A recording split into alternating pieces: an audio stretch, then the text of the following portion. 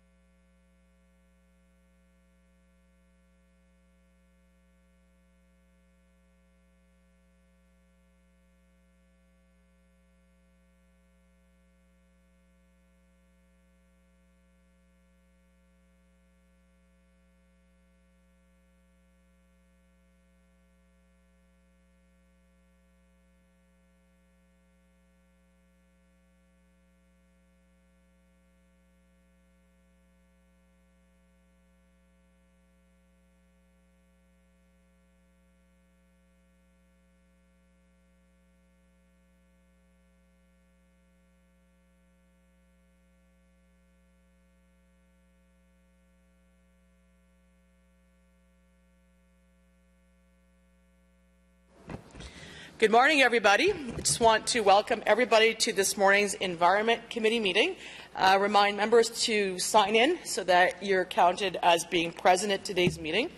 So the first item on our agenda are declarations of interest.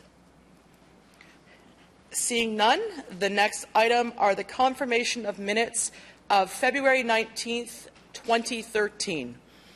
Are those minutes carried? Carried. Thank you very much. We have two communications on the agenda this morning. One is a memorandum dated the 3rd of May 2013, which is about the award of the Capital Region Resource Recovery Centre Intervenor Funder. And committee members may recall that that is the $50,000 that is going towards intervenor funding for the hiring of consultants, technical consultants, to look at the possibility of a new landfill and recycling centre out in the East End. So does anyone want to lift that communication from the agenda? No? Okay. So first item on the agenda, City Manager's Office, City Clerk and Solicitor Department. Item number 1, status update, Environment Committee inquiries and motions for the period ending the 10th of May 2013. Is that item received? Received. Thank you. Item number 2, the Environmental Stewardship Advisory Committee. We have 2 speakers on that item, so I'm going to hold that for 2 delegations. Item number 3, City Treasurer and Finance, General Accounts, Write-Offs, 2012. Would anybody like to hold that item? No, and I can't see the finance staff this morning who were here before, but I want to... Oh, there she is behind the chair. I want to thank Finance again. This number is very similar to the one in previous years. Want to keep getting that number lower, but Finance staff have done an excellent job dealing with that file. So thank you very much, and please pass along our thanks to Mr. Hughes as well. Thank you. Item number 4, Quarterly Performance Report to Council, Q4, October 1st to December 31st, 2012. Is that item received? Received. Thank you very much. Item number 3, Solid Waste Services in City Facilities 2011 and 2012 update. I've asked Mr. O'Keefe to do a little presentation on that item for us today, so I'm going to hold that item for a short update for committee members. Item A, information previously distributed, Municipal Drinking Water Systems 2012 summary reports. Is that received? And Household Hazardous and Special Waste Program inquiry, is that item also received? Okay, so I would like to take us back to the first held item, which is the Environmental Stewardship Advisory Committee Work Plan. We have 2 speakers on that. I'm going to ask that our 2 delegations come up to the delegation center, which is about 10 o'clock my time. You can see the, I'll call you when I'm ready, sir. I'll call you when I'm ready for you. Just to let people know. So the delegations will sit at 10 o'clock. And the first person we have is Janice Ashworth. And I've got written down from the Ottawa Renewable Energy Corporation. Is that accurate, or is that not Ecology Ottawa? Is Janice not here? Oh, okay. Then we only have 1 delegation. And now, Mr. Hodgkins, if you want to come and sit down, please, you have 5 minutes, sir. Yeah, keep going a little. There you go. Perfect. Welcome to Environment Committee. Thank you, Madam Chair. This is the first Environment Committee meeting held since the Greenhouse Gas Roundtable, and there were a couple of points in the Environmental Stewardship Advisory Committee work plan that relate to outcomes of the Greenhouse Gas Roundtable. Ecology Ottawa, we'd like to offer any assistance and information that we can to help the advisory committee with their work. For instance, since the roundtable, there was a people's report put out about what happened there. We'd be happy to share that with the advisory committee, and of course that extends to this committee as well.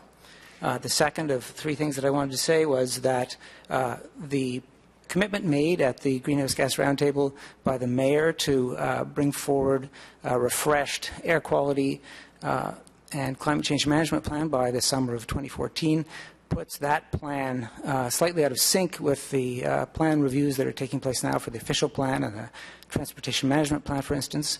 And we'd like to encourage the city to have the staff that are working on the review of the current plans make sure that they become as familiar as possible with the past version of the air quality climate change management plan, perhaps also the energy and emissions plan that came out from the Choosing Our Future exercise, and certainly, if possible, to spend time speaking with the city staff who would be tasked with renewing the air quality and climate change management plan, because certainly there may be impacts between one and the other, and it would be best if they could be smoothed out.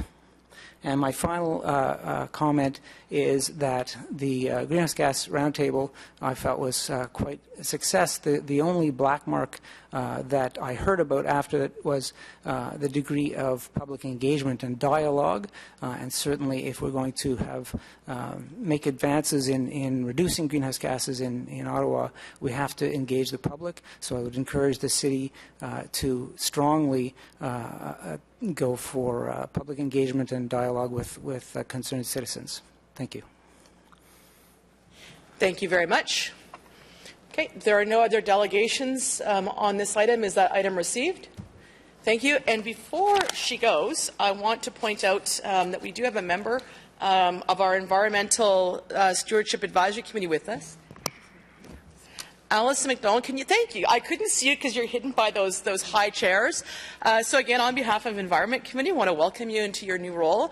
To say thank you very, very much for putting your name forward. Councillor Moffat and I in the Mayor's office were very engaged in the selection committee for our new advisory committee. So we're very pleased that you accepted this responsibility.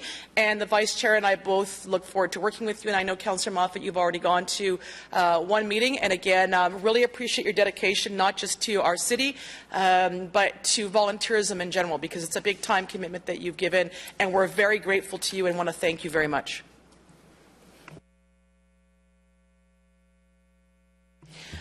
Okay, so the clerk tells us we're good. We can move on to the next item, just keeping up with SIRE. So I've asked Mr. O'Keefe to be here today for a presentation about solid waste services at city facilities. And committee members may recall when we had our debate in April 2011 with regards to the service delivery change for how we were going to collect solid waste in the City of Ottawa and increase our green bin pickup, that at the same time I also asked the two general managers of both solid waste or environmental services and public works to work together to come up with a plan for us to do a better job at our city facilities. And it's more of a walk the talk plan. So it was one thing for committee and council to ask our residents to continue to separate blue box, black box, green bin, and to do our best to divert more as residents. But we wanted to make sure as committee and council members that we were doing our best job at the City of Ottawa. And at the time, it didn't look like we were doing as well as we could. So, Mr. Weir, I'd like to welcome you up as well with Mr. O'Keefe.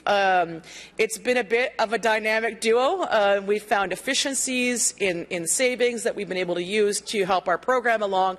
And Mr. O'Keefe and Mr. Weir, I want to thank you and congratulate you. We've got some great numbers that you're putting forward, and also want to acknowledge the 15,000 plus FTE equivalent employees that work for the city who have done an outstanding job embracing this change. And in particular, City Hall has gone zero waste. Some people came back after the Christmas holiday break to find no garbage cans in their offices.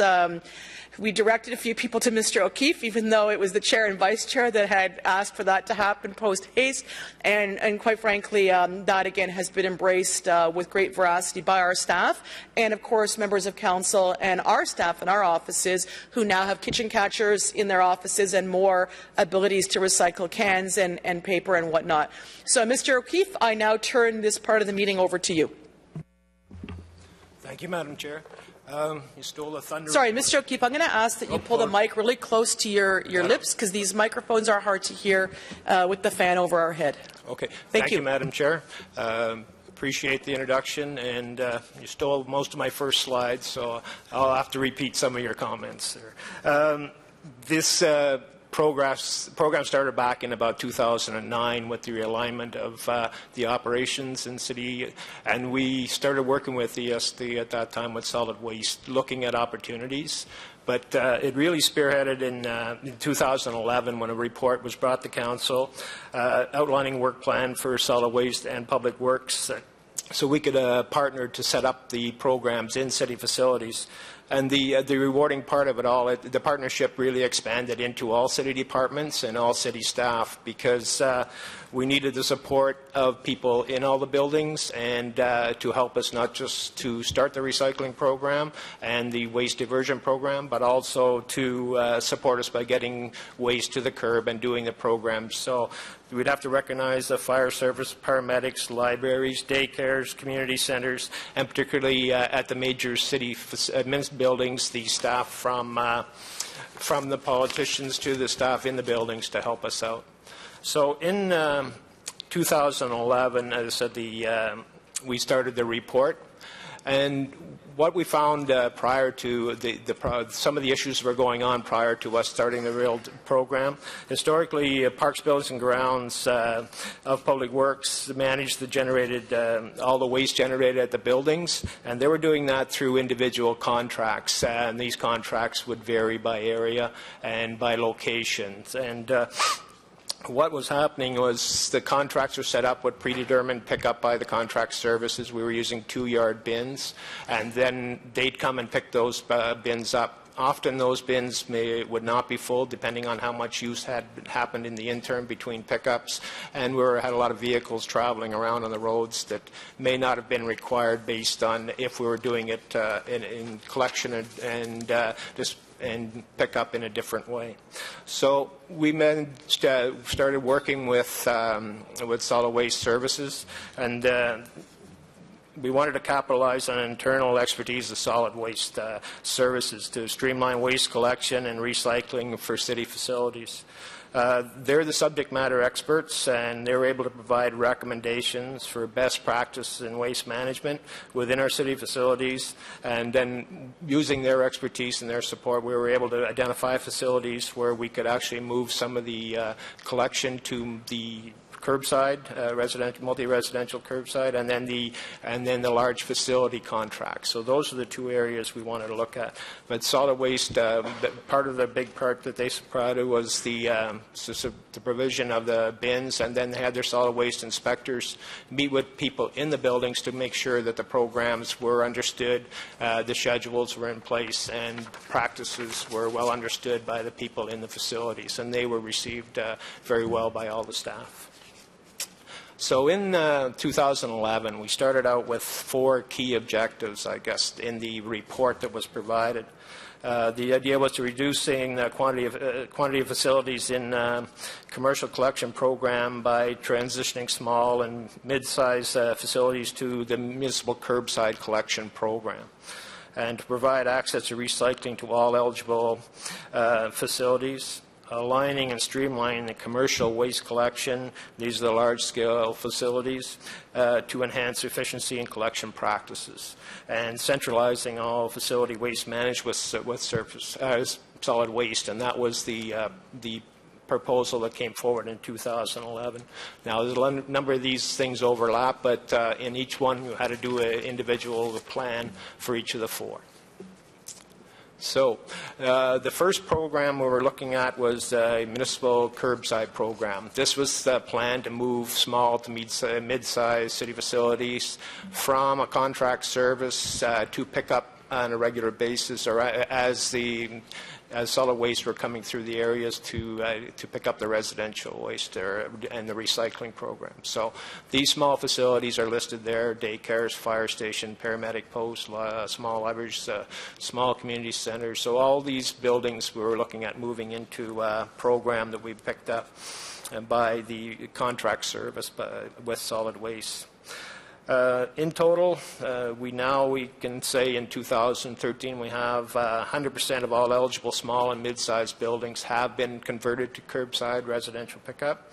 That's in total. That's about 150 facilities in total that receive curbside waste recycling service, as opposed to the old 2-yard collection bin. And staff at these facilities not only use the bins correctly, but they also, some of them have to remember to get them to the curb on the collection day. So they've contributed that way. And we had, there's cost savings, and we'll talk about that in more detail in a little while, but the big point is now there's blue and black box and green bin programs at these facilities, and the tenants are required to participate as per the solid waste bylaw. And overall, this initiative has facilitated improved diversion rates at city facilities. And it should also be noted that Public Works is paying the solid waste tax bill rate for each city facility that's now part of their program. Okay, so the next step was to look at the recycling, and I'm happy to report that the recycling initiatives have all been put in place.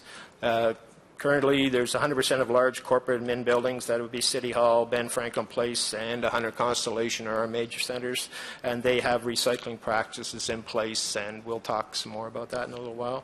We've also looking at 100% of all the small and the 150 buildings that are now part of the collection program. So we have recycling in all city facilities at this point in time.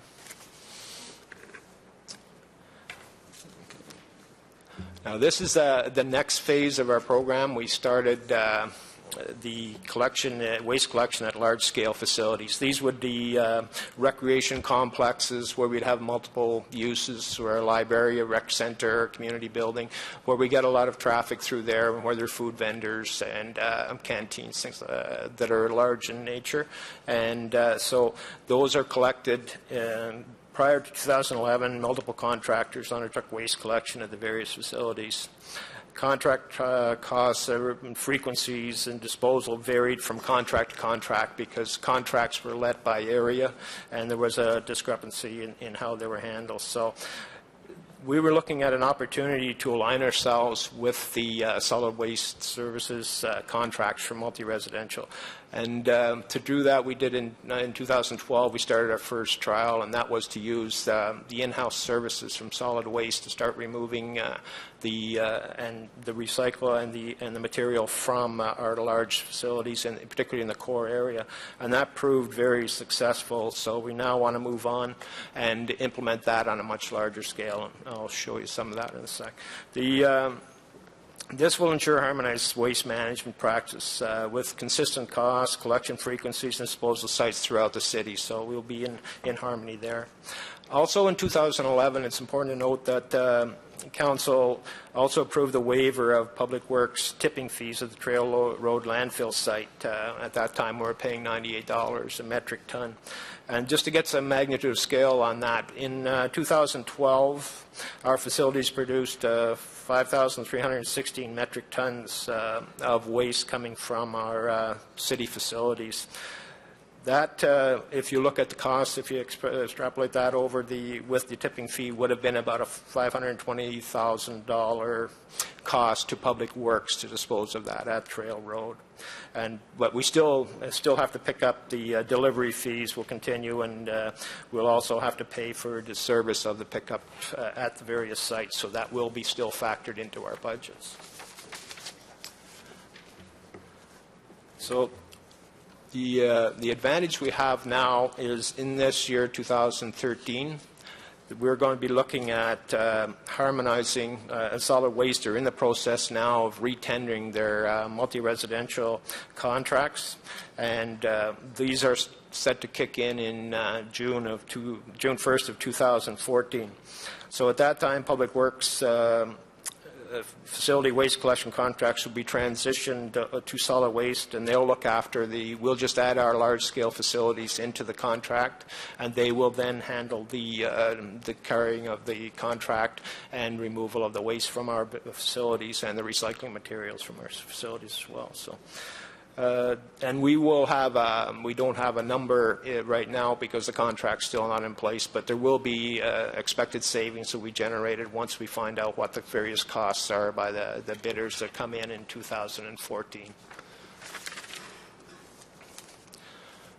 So just a quick recap of some of the things we've been able to accomplish through the partnership with solid waste, and also the partnership and the support of all the staff that occupy city buildings, and indeed the clients that come to our buildings that are participating in recycling and waste diversion.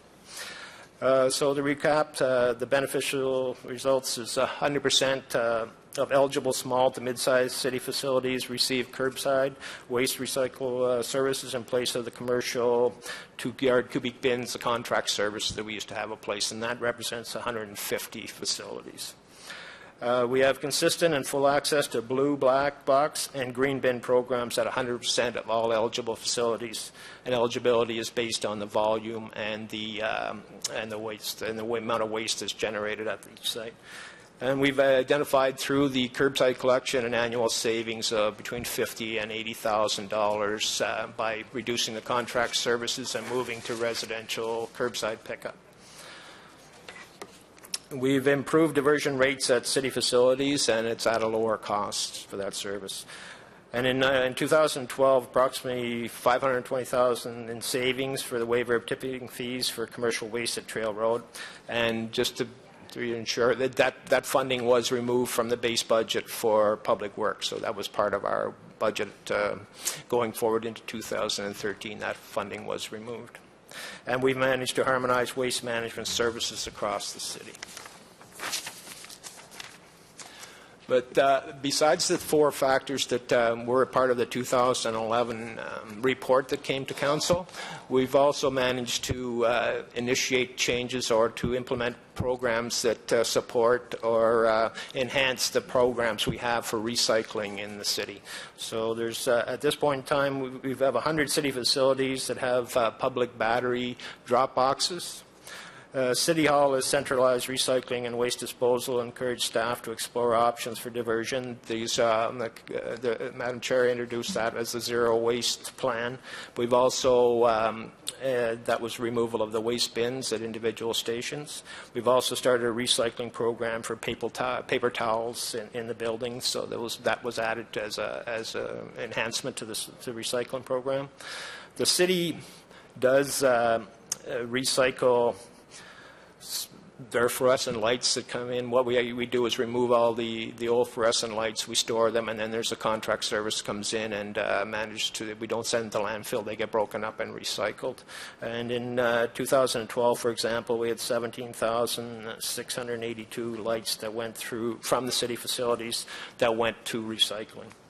The other thing that was added was the special events and festival organizers can now integrate recycling into events at no extra cost. What we do is we provide portable or temporary bins that allow them to complete their recycling as part of their activities, and then the bins we can, the bags, we can take them they can transport them to our facilities and we'll handle them from there, or they can be used or they're taken away on their own. But we are working very closely, and Parks, Rec and Cultural Service has been a big supporter in that. When they do their individual contracts for events or have tournaments, they promote the use of recycling as part of the plan. Okay, we're in 2013 now, the next steps and beyond. So we're looking at moving forward. Public Works and ESD will be building on past successes. We want to expand recycling in parks and open spaces. And a great deal of emphasis will be placed on partnering with Parks, Rec and Cultural Services to promote special events recycling, and to also add recycling in some of our parks. So this year we're rolling out recycling options at 31 large parks and beaches across the city. And we've also included a rural location, Richmond Lions Park, to consider how it will work in a more in an area where there's not as much traffic coming from our operations. But we're going. So the initial phase will be focusing on methodology for collection and assessing volumes. And with this experience, we plan to expand this initiative to more parks, focusing on the rural areas more intensely next year. The hope would be. We're also working with solid waste on options for processing the recycling or the waste, mostly the waste that comes from our parks and our right-of-ways that Public Works are responsible for, and how we can handle that at Trail Road. So we're working on some options there, and if we can identify any savings from that plan, we can reinvest that money back into the programs that we want to increase. And and you also want to start the audits. We were part of the original request from Council was to produce audits. We're looking at how we're going to start that this year, and hopefully by the end of the year we'll have some audits in place that will tell what the impacts of the programs have been and identify how much recycling has allowed us to divert from what's been historically transported to Trail Road. But now we have those programs. We'll do the audits and we'll come back with a complete report to Council and to talk about what the impacts have been. Merci. Thank you, Madam Chair. Thank you very much, Mr. O'Keefe. Really appreciate your update. So one quick question, and I don't, I see, sorry, I'll go right to Councillor Darash. I didn't realize he was on the list. Councillor Darash? Oh, thank you, Madam Chair. Thank you very much for the presentation. I think we're on the right track in making progress from your presentation, and I think, as we said when we approved this this mandate, that we have to walk the talk when we're asking our residents and our businesses to do much more on waste diversions. We certainly have to be a model of that, and I think we're on our way to doing that. I like where you're going in the next steps, although I think what I'd like to hear is that you're going to be pushing this out to many more facilities. I think the audits will show, I would think, that we are diverting more. If you go from zero, I would assume there's going to be some progress there. So I'm not sure how much the audits are critical at this stage in the process. But I think the next phase should be to expand it as deep and as far and as wide as we can into our organization. So, for example, into the Ottawa Police Service. I know you've worked closely with Ottawa Community Housing for all their offices. I know you've worked with Pineview to ensure that they are participating in waste diversion. So I would have liked to see, and I think you are on the way to doing that, that you are going to expand this as far as you can within the span of all the city's operations.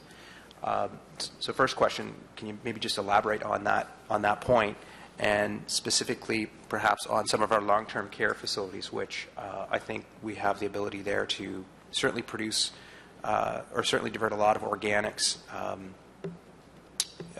into the diversion stream, just given the operations of that.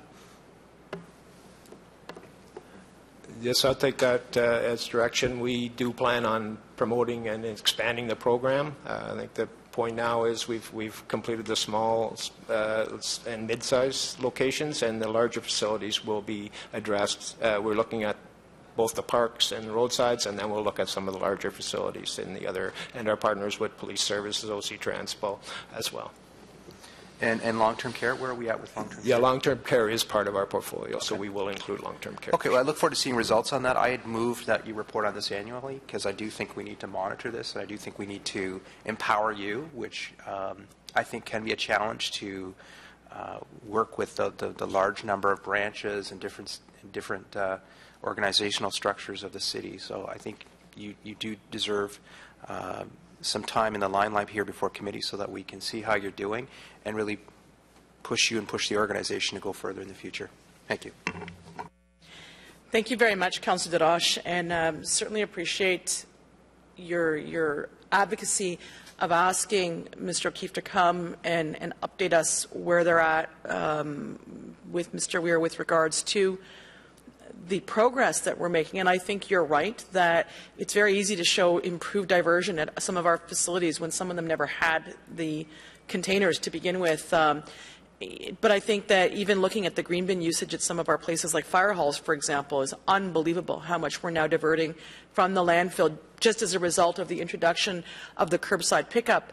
So, Mr. O'Keefe, will you take it as direction to ensure that at least once a year that you appear in front of committee with a formal report to update us as to the previous year's activities? Yes, Madam Chair, I'll take that as direction. Okay, thank you very much. Next on our list, Conseiller Fleury. Merci, Madame la Présidente. Mr. O'Keefe, I had a quick question relating to the actual functioning elements of it. So right now, our RPAM staff would have centralized the garbage recycling elements. Now, the transfer is the same staff would be bringing it curbside. Is that the reality? In fact, through Madam Chair, the curbside delivery happens by staff that are hosted in the buildings, fire services, paramedics, sometimes it's volunteers at community centers, and where we don't have staff available, then a public works employee will be there on collection day to deliver it to the curb. But it's being very well received in the host clients, and they are taking a lot of the leadership in getting it out to the curb, and under direction, solid waste inspectors help them set up that program as well. Okay. And with relations to following my colleagues' comments, do we have a goal of, I know you've talked about medium size or small size, medium size facilities, but do you have a goal within your organization to say, hey, within 18 months, 24 months, we'll have all of our facilities, all of them, notwithstanding the size, that will have recycling and composting? Yes, through Madam Chair. Yes, the plan is to roll out a much of the small size and medium size are in place. The large size complexes or facilities will be picked up as part of the the new contract that's going to be in place next year. And we've already still have some contract services that are looking after works garages and places that don't have access to curbside. So we will, I hope by the end of 2014, have a pretty full list of all our facilities under the recycling and waste diversion program. Okay, thank you. Merci, Conseiller. I don't see any other questions or comments. So again, Mr. O'Keefe and Weir, thank you very much for your presentation today. Certainly, I think we lagged a bit behind, to be very blunt, prior to the direction from this committee and council. But it's good to see how staff quickly brought us up to speed, that you're continuing to press forward. And one thing I want to let committee members know, that we're working right now with infrastructure services to have recycling mandatory at city construction sites, so that when we offer a contract that there's going to be blue box, black box, and green bin available on construction sites, so that that waste is not going to landfill as well. And a lot of those sites that have the trailers on site are there sometimes for years. If you look at the case of our bigger projects, they can be there for multiple seasons.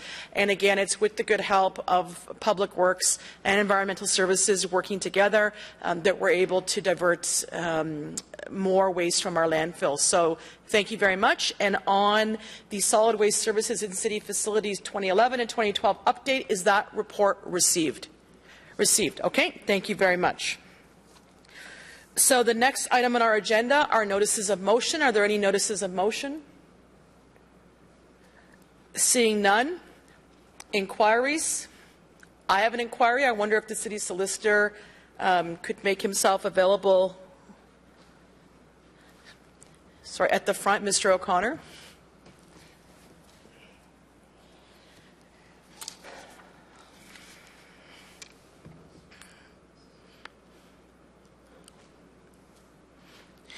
So, Mr. O'Connor, I asked you to come to committee today, and I appreciate that you're here in your capacity both as the city clerk and the city solicitor to hear an inquiry that I'd like to make today, and I'd like to hear your response to this. But, Mr. O'Connor, I think it's an understatement to say that this committee, this council, and a great number of our residents are increasingly more and more frustrated with regards to what's taking place in terms of information output about the Orga World arbitration in hearing about the Orga World audits. These subjects have been written about, Mr. O'Connor, in the media. We've received inquiries from our residents. Sometimes we have information, sometimes we don't have it. It's protected by different rules of arbitration. Sometimes there's things said in the media that you can then not come and confirm with us. And Mr. O'Connor, it was February 2011 that I asked for an audit of the Orga World contract. And here we are, practically June 2013, and not only have we not received that audit, but we don't even know when we think we're going to receive that audit because we're still dealing with arbitration. So I'm going to ask you publicly today, Mr. O'Connor, for a written response, post-haste, by Friday if you can, that the City Clerk and Solicitor, within the limits of the confidentiality requirements set out in the arbitration agreement with Orga World, as well as the national arbitration rules, provide all members of Council with a memo outlining the City's commercial arbitration with Orga World, including when Council might anticipate a decision, as well as a broader explanation of the commercial arbitration process, with particular emphasis on the confidentiality required of parties involved with such arbitration. So that's my first question, Mr. O'Connor, because it's so hard to explain to people why we're not giving information out, and it seems sometimes like the city is stonewalling. And I want to either put an end to this, so let's release this information, or you need to tell us why you can't release this information. But at some point, we need clarity on these issues, and not verbal clarity. I'm looking for something in writing. So, Mr. O'Connor, could you provide that first part of the information by Friday? Is that feasible? Madam Chair, let me say that I certainly appreciate both this committee and other members of Council's frustration over both of these matters, and I will do everything in my effort to provide a legal opinion by this Friday. Okay, thank you. And I have a second question, Mr. O'Connor, and I'm going to ask that when that memo is released to Council, that it gets released to the media at the same time, or within a nanosecond after, so Council gets it first is our process, and that the media get it, so that we're being very transparent and quick with getting this information out. My second question, Mr. O'Connor, and again, I'm delving a little bit into a different department, but again, as our city clerk and as our solicitor, given the fact that these two issues seem to intersect because of this arbitration, and it's so frustrating, can you work with the Office of the Auditor General to ask Mr. Lalonde to provide his insights about this audit regarding this matter as well? Because I would like to hear in that memo from you, Mr. O'Connor, and you can paraphrase and put in quotes if you want, so we as councillors and the public know that it's the Auditor General telling us this. Is the audit done? And if it's not done, when will it get done? Is the audit partially done? Are we waiting for the results of the arbitration? Because again, Mr. O'Connor, we expect accountability on this file.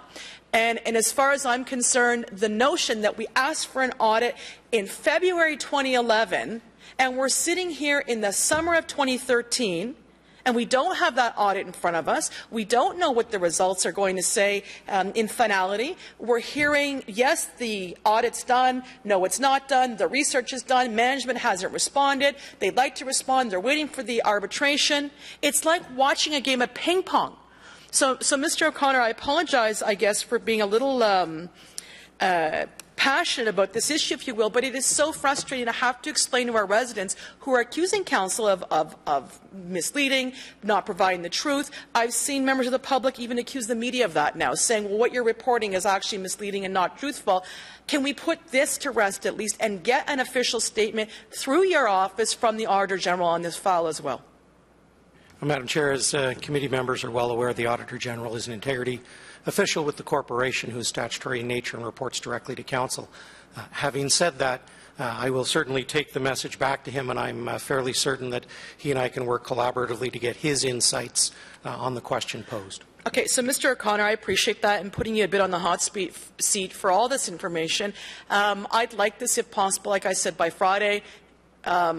Early afternoon. I think sometimes we hit the send button at 5:30, and I've seen our friends in the Fifth Estate on Twitter sometimes ask us on a Friday at 5:30, is something big going to come out of the city today? And I say that a bit tongue-in-cheek because I know that that's not your intention to release information at the end of the day. But in fairness, Mr. O'Connor, this council's been waiting, the public's been waiting. Can we get this information at a reasonable time on Friday? I don't see why we can't get this information pulled together by then. I will certainly do my best, Madam Chair. Okay, thank you for your undertaking, Mr. O'Connor. And again, I appreciate you understanding the seriousness of this situation, that you actually took the time this morning to come to committee in person, to hear the inquiry verbally, but to also undertake on behalf of the corporation to get this information for our council and for our community. Thank you. Okay, are there any other inquiries? Okay. Do you have an inquiry, Councillor? Actually, Madam Chair, I just want to clarify something. The Auditor General reports to Council through the Audit Committee, so perhaps Mr. O'Connor may want to also discuss this with the Audit Committee. Mr. O'Connor? Sorry, can we get a mic for staff number 47, please? Thank you, Madam Chair. I think I'll be able to draft the memo for all members of Council by Friday, but I'll certainly touch base with the Audit Committee if there's any requirement. Thank you. Certainly. Thank you very much, and thank you, Councillor Hubley. Okay, is there any other business? Okay, our next meeting is Tuesday, the 18th of June. Just to remind committee members, that is going to be, it could be a lengthy meeting. We'll let you know at the time when the agenda comes forward. And again, before we adjourn for the day, I want to introduce, we have a summer student with us who's interning in the communications department. I'd like to introduce Jason Gupta. If you want to stand up, give a little bit of a wave. So welcome to committee. And Jason, you're now tasked with communicating all Orga World matters post-haste with alacrity, my favorite word, to our good friends in the media. So we're putting you on the hot seat now. So welcome. Adjournment. We're done. And thank you very much. And thank you to our staff for their work.